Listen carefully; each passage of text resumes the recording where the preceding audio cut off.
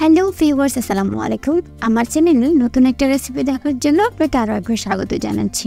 আজকে আমি বানাবো কিন্তু ভীষণ মজাদার মুচমুচে বেগুনের রেসিপি। আমরা কিন্তু রমজান মাসে শুধুমাত্র এই বেগুনিটা বেশি বানিয়ে থাকি, কিন্তু আপনি সারা বছরে রমজান কিংবা যে কোনো একটা সময় নাস্তার জন্য কিন্তু পারফেক্টভাবে এই বেগুনিটা বানিয়ে নিতে পারবেন, যেটা খেতে ভীষণ মজাদার হয়। আমরা অনেক সময় কিন্তু বাজারে কেনা বেগুনি দেখি অনেক সুন্দর ফুলে যায়, কিন্তু বাসায় যখনই আমরা বেগুনি বানাতে যাই তখন কিন্তু দেখা যায় এটা ফুলছে না বা ওরকম দেখতে ভালো লাগছে না। তবে আমার রেসিপিটা যদি ফলো করেন তাহলে কিন্তু আপনি সুন্দরভাবে একদম বাজারে কেনা বেগুনের মধ্যে ঘরে বসে এমন সুন্দর একটা বেগুনি বানিয়ে নিতে পারবেন। তো কথা না বলেই চলে যাবে এবার মূল রেসিপি। এই বেগুনের জন্য আমি প্রথমে এখানে 1.5 কাপের মতো বেসন নিয়ে নিচ্ছি। এরপর দিয়ে দিচ্ছি 1/2 চামচ হলুদের গুঁড়ো। এবার দিয়ে দিচ্ছি জাস্ট পিঞ্চ 5 ফোড়ন, অল্প কিছুটা বেকিং সোডা, সাথে দিচ্ছি জাস্ট পিঞ্চ জিরার গুঁড়ো। এবার দিয়ে দিচ্ছি 1 চামচ কর্নফ্লাওয়ার এবং অল্প কিছুটা কালো জিরে, সাথে দিয়ে দিচ্ছি স্বাদ মতো লবণ। এবার আমি নর্মাল পানি দিয়ে এটাকে খুব ভালোভাবে মিক্স করে নেব। পানিটা কিন্তু একবারে দেওয়া যাবে না, আস্তে আস্তে করে মিশিয়ে এটাকে একটা ভালো ব্যাটার তৈরি করে নিতে হবে। আর অবশ্যই খেয়াল রাখতে হবে এটা যেন খুব বেশি পাতলা না হয়ে যায়, তাই আমাদেরকে আস্তে আস্তে পানি নিয়ে এই ঘনত্বটা বুঝে তারপরে ব্যাটারটা তৈরি করে নিতে হবে। এটা খুব বেশি পাতলাও হবে না, আবার খুব বেশি ঘনও হবে না।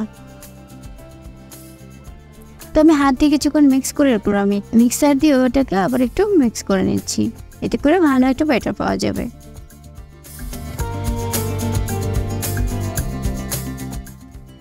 তো দেখতে পাচ্ছ বন্ধুরা, এটা কিন্তু খুব বেশি পাতলা হয়নি।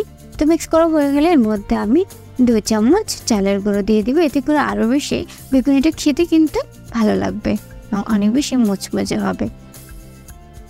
আমি এটাকে আরও কিছুটা পানি দিয়ে আবারও কিছুক্ষণ মিক্স করে নিচ্ছি এবং মিক্স করা হয়ে গেলে এটাকে আমি 10 মিনিট রেস্টে রেখে দিচ্ছি, এতে করে বেগুনিটা সুন্দরভাবে কিন্তু ফুলে যাবে। সময় না থাকলে আপনি স্কিপ করতে পারেন। তারপর আমি বেগুনি বানানোর জন্য এখানে কতগুলো কালো লম্বা বেগুন কেটে নিয়েছি, তো আমি পাতলা পাতলা করে, এবং খুব বেশি কিন্তু পাতলা করা যাবে না, দেখতে পাচ্ছেন আমি কতটা পাতলা করে কেটে নিয়েছি। এরপর একটু লবণ দিয়ে এটাকে খুব ভালোভাবে মেখে নিচ্ছি, এতে করে বেগুনিটা খেতে অনেক বেশি ভালো লাগবে।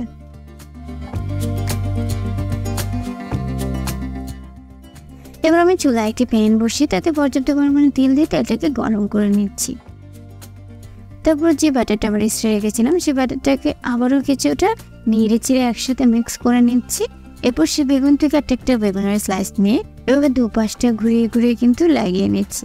তোমরা দেখতে পাচ্ছ ব্যাটারটা কেমন হয়েছে। খুব বেশি পাতলা হলে কিন্তু এটার গায়ে লাগবে না, ঝরে পড়ে যাবে। এটা এমনভাবে তৈরি করতে হবে যেন এটার গায়ে খুব সুন্দরভাবে বসে যায়। আর তেলটা যখন গরম হয়ে যাবে এর মধ্যে আমি বেগুনের স্লাইসগুলোকে একটা একটা করে দিয়ে দিচ্ছি। আর তেলটাকে কিন্তু আগে খুব বেশি গরম করে নিতে হবে, আর যখন বেগুনিটা দেবো তখন কিন্তু মিডিয়াম আঁচে নিয়ে যেতে হবে। তো বেগুনি দেওয়ার অল্প কিছুক্ষণের মধ্যে কিন্তু দেখতে পাবে এগুলো ফুলতে শুরু করবে। আর ফোলার জন্য আমি চামচ দিয়ে ওপর দিয়ে হালকাভাবে কিন্তু তেল দিয়ে দিচ্ছি। তেলটা দেওয়ার সাথে সাথে কিন্তু এগুলো খুব সুন্দরভাবে একটা একটু করে ফুলে যাবে। অবশ্যই উপরে যদি আপনি একটু তেল ছিটিয়ে দেন তাহলে কিন্তু বেগুনিটা ফুলতে সহজ হয় আর দেখতেও কিন্তু অনেক বেশি সুন্দর হয়। তো অল্প কিছুক্ষণ ভাজার পরে দেখা যাবে এক পাশটা ব্রাউন কালার হয়ে গেছে, তখনই কিন্তু চামচে আমি অন্য পাশটাকে উল্টিয়ে দিয়ে ভেজে নেব। আর যখনই দুপাশটি ভাবে সেম ভাবে ভাজা হয়ে যাবে, একদমই ব্রাউন কালার চলে আসবে, তখনই কিন্তু আমি একটি ছাঁকনি দিয়ে এগুলোকে তুলে নেব। তো বন্ধুরা, তোমরা কিন্তু দেখতে পাচ্ছ ব্যাটারটা কতটা সুন্দর হয়েছে, যার কারণে বেগুনিগুলো কিন্তু একদমই বাজারে কেনা বেগুনের মতো দেখতে হয়েছে, যেগুলোকে আমি এখন তুলে নেব।